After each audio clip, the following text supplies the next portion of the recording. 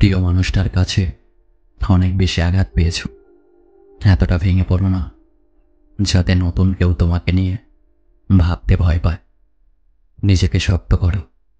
জোর করে কোনো কিছু আগলে রাখতে পারবে, কোনো মানুষকে জোর করে ধরে রাখতে পারবে না। যদি মানুষটা থাকতে না চায়, মানুষটিকে জোর করে আগলে রাখলেও সারা জীবন রাখতে পারবে না। একটা সময় ঠিকই মানুষটা তোমাকে ছেড়ে চলে যাবে।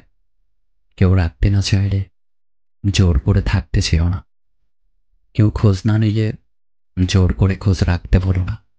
কেউ কেয়ার না করলে জোর করে কেয়ারের কথা বলো না।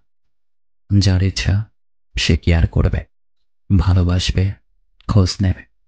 আর যার ইচ্ছে হবে না, তার কাছে সবকিছু বিরক্ত লাগবে। জীবনে যাই করো না কেন, কারো বিরক্ত কারণ হয় না।